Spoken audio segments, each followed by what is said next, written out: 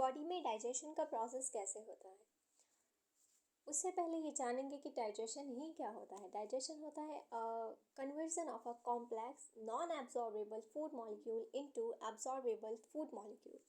क्योंकि हम जो भी खाना खा रहे हैं वो क्या होता है, वो कंपाउंड है, वो एक कॉम्प्लेक्स सब्सटेंस है। So we have to convert into a simple जो कि एब्जॉर्ब हो सके। सो उस चीज़ को करने के लिए हमारे पास होते हैं एंजाइम्स। ठीक है, कहाँ कौन कौन से एंजाइम्स होते हैं वो हम पढ़ेंगे, क्योंकि जब हम स्टोमक पढ़ेंगे, इंटेस्टाइन पढ़ेंगे, पार्ट वाइज पढ़ेंगे कहाँ किसका डाइजेशन होता है। अब अगर हम बात करें क्या ऐसी चीज़ है जहाँ पर डाइजेशन होता है, सो डाइजेशन हमारा होता है एलिमेंट्री कैनाल में। एलिमेंट्री कैनाल हमारी स्टार्ट माउथ से होती है एंड जो होती है एनस पर होती है। माउस में हमारे माउथ माउथ माउथ के बाद आता है बक्कल कैविटी। बक्कल कैविटी को हम कहते हैं oral cavity. Oral cavity, buccal cavity में हमारे होते हैं टीथ। टीथ के साथ होती है उसमें एक मस्कुलर टंग। ओके, टीथ हमारे तीन तरह से हम डिफाइन कर सकते हैं टीथ को। सबसे पहले हेटेरोडोंट, थीकोडोंट एंड डायफियोडोंट। डायफियोडोंट की अगर हम बात करें तो डाय का मतलब होता है दो, मीन्स दो सेट ऑफ द टीथ आते हैं हमारे लाइफ में। सबसे पहले जो आते हैं वो मिल्क टीथ होते हैं, जो हम दूध के दांत कहते हैं। मिल्क टीथ को हम डेसिडुअस टीथ कहते हैं या फिर टेम्परेरी टीथ भी कहते हैं।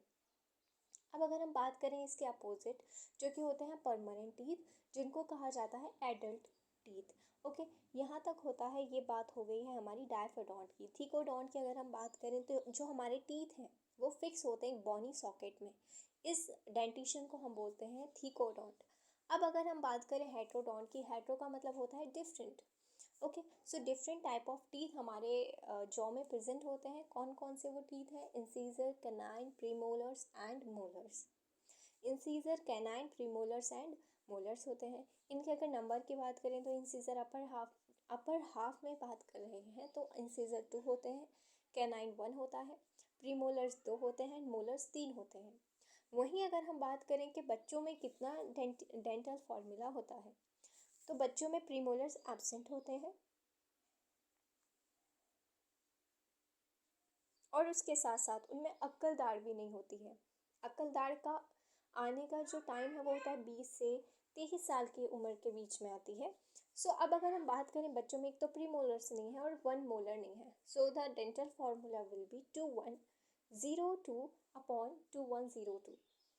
ओके, और अगर हम इसे मल्टीप्लाई बाई 2 और नीचे वाले को भी मल्टीप्लाई बाई 2 करेंगे तो हमारे टोटल टीथ आते हैं 20। सो हमारे जो चिल्ड्रंस होते हैं उनमें कितने होते हैं टीथ? 20 टीथ होते हैं, जो कि दोबारा रिप्लेस होते हैं और जो कि फिर पार्ट होता है परमानेंट डेंटिशन का। ओके, ये सारा टीथ के बारे में था। टीथ की अगर हम बात करें तो सबसे ज़्यादा हार्ड सरफेस, जो हार्ड चीज़ है हमारे पूरी बॉडी में, वो होता है एनामल, जो कि टीथ में होता है। ओके, मस्कुलर टंग की अगर हम बात करें वो मस्कुलर होती है, मसल से बनी होती है। ओके, और ये कनेक्ट होती है बेस से, वो किससे होती है? लिंगुअल फ्रैन्यूलम से कनेक्ट होती है। हमारी जो टंग है उस पर हो सकते हैं पैपिली।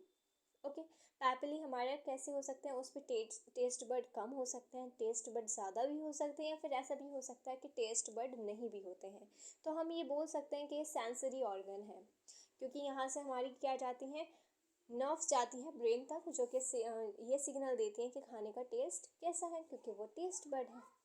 ओके, अब अगर हम बात करें इससे थोड़ा नीचे आए, इसके बाद आता है हमारा फेरिंग्स।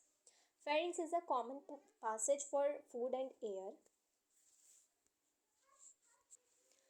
फेरिंग्स के बाद हमारा आता है oesophagus and trachea. Oesophagus is a food pipe and trachea is a wind pipe.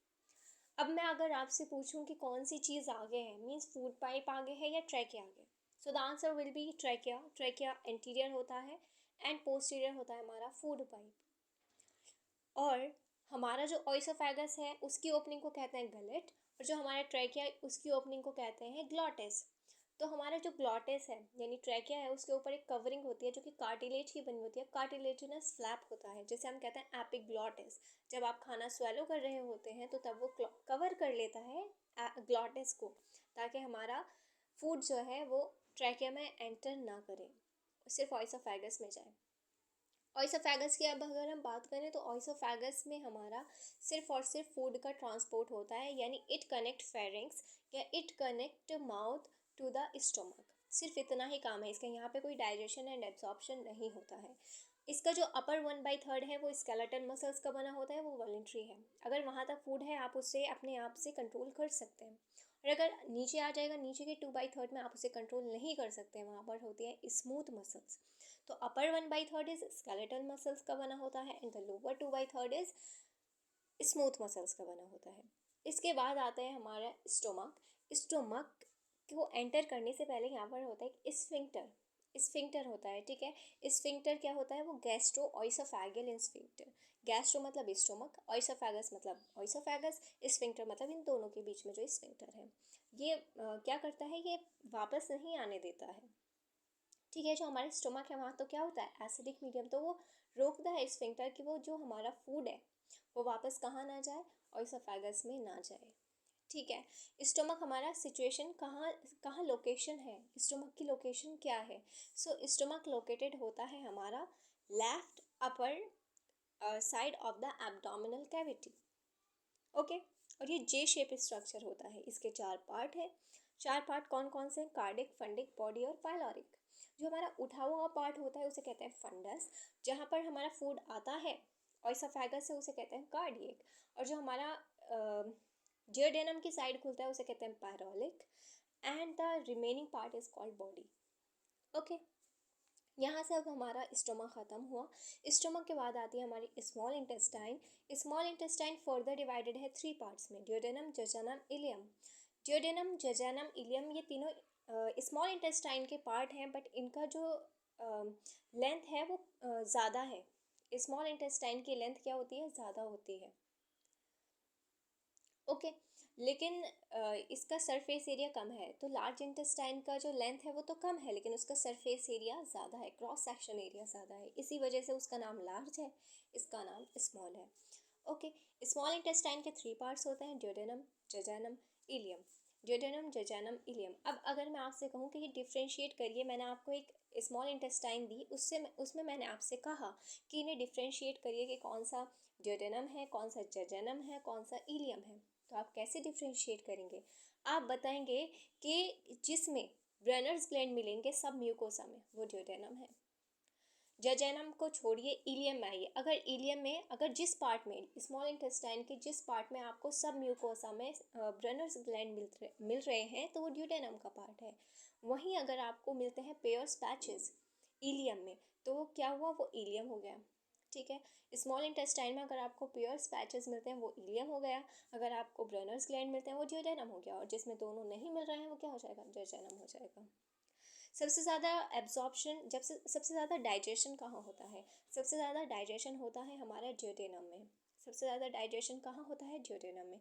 D से डाइजेशन और डी से ड्यूडेनम, सबसे ज़्यादा डाइजेशन होता है, क्योंकि यहाँ पर आते हैं हमारे, एक तो हमारा क्या आ जाएगा, इंटेस्टाइन का जूस जिसे हम कहते हैं सक्कस एंटेरिकस। उसके साथ साथ हमारा बाइल डक्ट जो कि होती है हिपैटो पैनक्रियाटिक डक्ट, लेके आती है बाइल जूस, और उसके साथ साथ वो लेके आती है पैनक्रियाटिक जूस। सो यहाँ पर तीनों जूस मिल करके सबसे ज़्यादा डाइजेशन करते हैं, ठीक है। अब अगर हम बात करें इलियम, जजैनम और इलियम की, तो jejunum is a coiled part but ileum is a highly coiled part. इन दोनों जगह पर क्या होगा, एब्जॉर्प्शन होगा। अब आते हैं लार्ज इंटेस्टाइन पे, जो कि है caecum, duodenum, jejunum, ileum is a small intestine, caecum, colon, rectum is a large intestine. Caecum हमारा कैसे होता है, अब आपको पहचानने को बोल दें कि सीकम बताइए, तो सीकम आप कैसे बताएंगे, वो ब्लाइंड सेक होता है, यानी उसकी सिर्फ एक ही ओपनिंग होती है, ओके। जो हमारा सीकम है उसमें एक फिंगर लाइक प्रोजेक्शन निकला होता है, जैसे हम कहते हैं वेस्ट